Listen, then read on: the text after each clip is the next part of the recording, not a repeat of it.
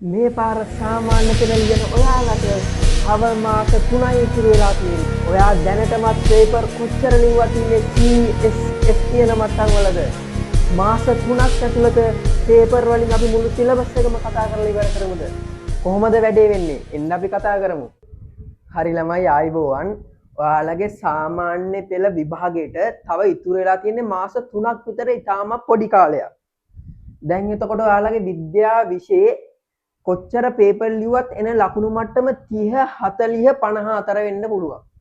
එතකොට දැන් ඇයි මේ අපි හැම වෙලෙම 30 40 50 වගේ මට්ටම් වල නැවතිලා ඉන්නේ? ඒකට හේතුව තමයි ඔයාලා මේ පේපරේ කරන වැරද්ද ඊළඟ පේපරේදී හදාගන්නේ නැහැ. ඒ කියන්නේ දැන් ඔයා මේ පේපරේදී ලකුණු 30යි නම් ඒ පේපරේ හැමම දානවා මේසෙට. ඒකලා අපි ඊළඟ පේපරේ ලියනවා ඊළඟ සතියේ. ඒත් ඉතින් ඒ ගානමනේ එන්නේ. මොකද අපි පේපරයක් ලියලා වැරද්දක් හදාගත්තොත් විතරයි ඔයාගේ ඊළඟ පේපරේදී ලකුණක් වැඩි වෙන්නේ. තේරුණාද? එතකොට දැන් මොකද්ද මේ සයන්ස් A+ කතන්දරේ? අපි ඒ ගැන කතා කරගමු. මම ඔයාලට මේ මාස 3 ඔයා මොන මට්ටමේ හිටියත්, ඒ කියන්නේ S එක F එක හිටියත් මේ මාස 3 හොඳට වැඩ කරලා. මොකද්ද හොඳට වැඩ කරොත් ඔයාට අනිවාර්යෙන් A එකට යන්න හොඳ සැලැස්මක් හදලා තියෙන්නේ. මොකක්ද ඒ සැලැස්ම? අපි දැන් ඒ ගැන කතා කරමු.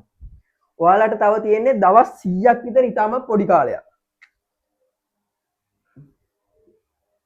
ඔය දවස් 100 ඇතුළත මං සැලසුම් කරලා තියෙනවා සතියට දවස් 2 ගානේ. හවස 6න් පස්සේ වගේ ඔයාලට ක්ලාස් දෙකක් කරලා, ඒ කියන්නේ දැන් ඔයාලට ක්ලාස් එක පටන් ගන්න 6 ඉඳන් සාමාන්‍යයෙන් 10 11 වගේ වෙනකන් සතියට දවස් 2 ගානේ අපිට එතකොට දෙසැම්බර් මාසෙ වෙනකන් හම්බෙන්න පුළුවන් දවස් 27ක් තියෙනවා. 27ක් තියෙනවා අපිට හම්බෙන්න පුළුවන් දවස්. එතකොට ඔයාලගේ විෂය නිර්දේශ, ඒ කියන්නේ දැන් සාමාන්‍ය පෙළට එන්නේ 10 වසරයි 11 වසරයි කියන වසරවල් දෙකට අදාළ විෂය නිර්දේශයන්නේ.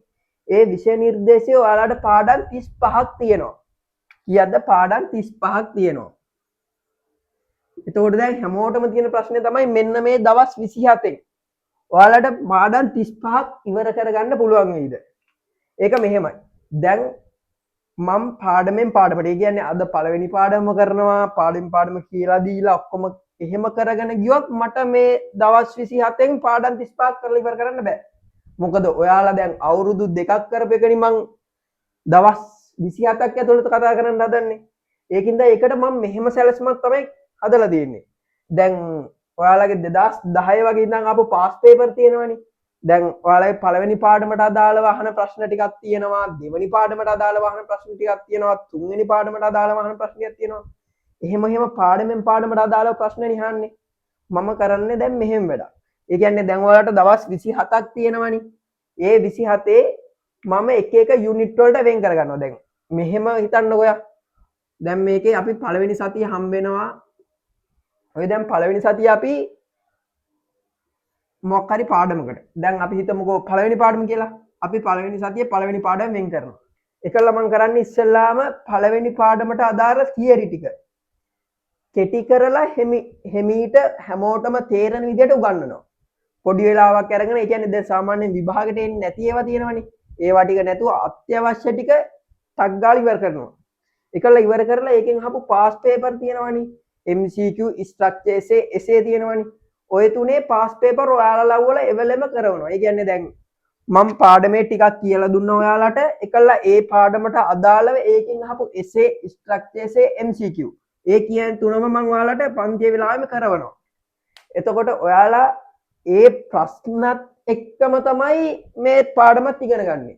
එහෙම වැඩක් තමයි යන්නේ. දැන් එතකොට ඔයාලට දවස් 27ක් තමයි තියෙන්නේ එහෙම සිලබස් එක ඉවර කරගන්න. එහෙම ඒ කොටස දවස් 27ක් ඇතුළත ඔයාලගේ O level සිලබස් එකට අදාළ සියලුම විෂය නිර්දේශ ඉවර කරන්න තමයි මගේ සැලැස්ම තියෙන්නේ.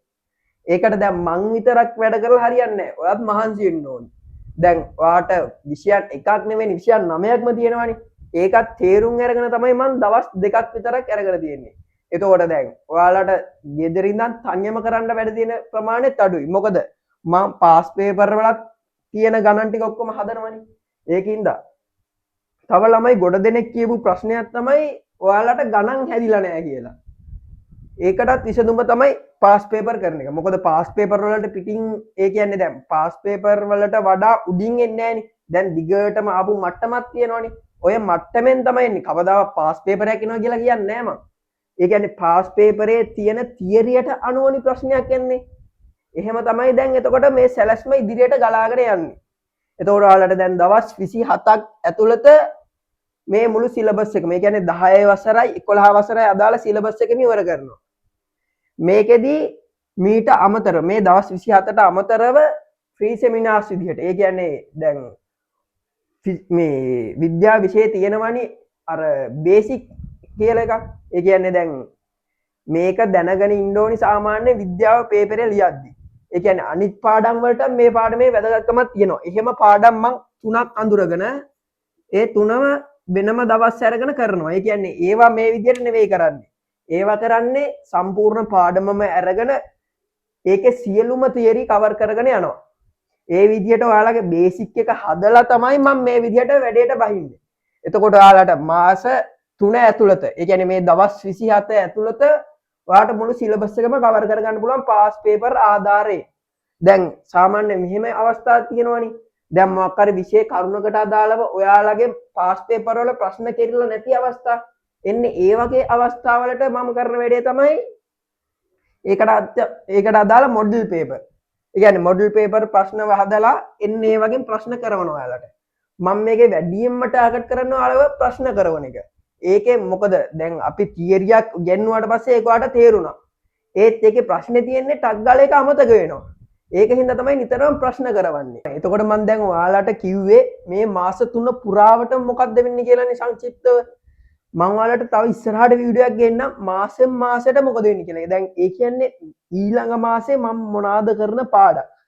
ඊට පස්සේ මාසේ කරන පාඩම් මොනවාද කියලා ඒ විදිහට මාස 3 පුරාවට කරන පාඩම් මොනවාද කියලා ඒක වැඩපිළිවෙල කොහොමද කියලා තව සවිස්තරාත්මක වීඩියෝ මම ඔයාලට ඉස්සරහට ගේන්නම්. එතකන් අපේ WhatsApp group එක තියෙනවා. ඒකට අනිවාර්යෙන් join වෙලා ඉන්න.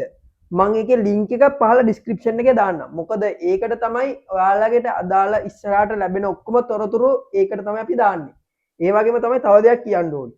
ඔයා මේ වෙනකම් වීඩියෝ එක බැලුවා කියන්නේ ඔයාට උවමනාව තියෙනවා මම මේක අනිවාර්යෙන් කරන්න ඕනේ කියලා. ඔයාගේ තියෙන්නේ පොඩි ප්‍රශ්න ටිකක් තමයි තියෙන්නේ. ඔයාගේ ඩිසිප්ලින් වල පොඩි ප්‍රශ්න ටිකක් වෙන්න පුළුවන්. ඒ වගේ පොඩි ප්‍රශ්න ටිකක් තමයි තියෙන්නේ. අපි මේක ඉස්සරහට කරගෙන යන ගමන් ඒකත් හදාගමු අනිවාර්යයෙන්. එහෙම දැන් ඔයා ටිකෙන් ටික ඒ කියන්නේ මේක එකපාරට වෙන දෙයක් නෙවෙයි. මම දැන් පළවෙනි දවසේ කරා කියලා ඔයාට එකපාරටම 75ක ඒකක් එන්නේ නැහැ. ඔයා දැන් 30ක ඉන්න ළමයෙක් නම් ඔයාට ටික ටික ඒ කියන්නේ දැන් පළවෙනි දවසේ කරාට පස්සේ වෙනද MCQ 10ක් කරන ඔයා ඊට පස්සේ දවසේ MCQ 12ක් කරන්න පුළුවන්. එහෙම ටිකෙන් ටික උඩට ඇවිල්ලා ඔයා අවසානයේ ඒ කියන්නේ මාස 3 ඉවර වෙද්දී ඔයා 75ක ඒකට නිකම්ම එයි. ඉස්සෙල්ලාම ඔයා ගැන විශ්වාස කරන්න. මොකද ඔයා ගැන ඔයා විශ්වාස කරන්නේ නැත්නම් වෙන කවුරුත් විශ්වාස කරන්නේ නැහනේ. ඒක ඔයා ඉස්සෙල්ලාම හිතේ තියාගන්න. ඉස්සෙල්ලාම ඔයා මහන්සි වෙලා වැඩ කරන්න. ඔයා ගැන විශ්වාස කරන්න. මොකද ඔයා විශ්වාස කරේ නැත්නම් ඔයාට කොහොමත් මේ වැඩේ හරියට කරගන්න බැහැ. තව එකක් තමයි ඔයාගේ වැඩේ හරියට කරන්න, හරි වෙලාවෙ කරන්න. ඔයා දැන් මොකක් හරි වැඩක් කරන්න ගත්තට පස්සේ ඒ වැඩේ ඒ වෙලාවේ හරියට කරන්න, හරි අවබෝධයෙන් කරන්න. මං ඒ ගැන ඔයාලට තව ඉස්සරහට විස්තර කියන්නම් පන්තිවලදී. ඒ වගේම තමයි ඔයාලා මේ ටිකේ මහන්සිය වැඩ කරන්න. මොකද ඔයාලට තියෙන තව මාස 3ක් විතර පොඩි කාලයක් නේ. ඒ මාස 3 ඔයා මහන්සි වුණොත් ඔයාගේ අනිවාර්යෙන් හීනයක් වෙලා තියෙන ඒ නමේ රිසර්ච් එකට යන්න පුළුවන්. ඒක බෑයි කියලා හිතන්න එපා. ඔයාට පුළුවන් ඒක. ඔයා ඒකට මහන්සි වෙන්න. මහන්සි වුණොත් අනිවාර්යෙන් ප්‍රතිඵල තියෙනවා. ඒකින්ද ඔයා මේ ටිකේ කාලේ කන්න නැතුව මහන්සි වෙන්න. මං වෙන දේවල් ටික ඉස්සරහටත් අනිවාර්යෙන් ඔයාලට group එකේ දැනුවත් වෙන්න. ඒක නිසා අනිවාර්යෙන් ඔයා group එකට ඇඩ් වෙලා ඉන්න. හරි එහෙනම් ඔයාලා හැමෝම මහන්සිලා වැඩ කරන්න සුබ දවසක්. ආයිබෝවන්.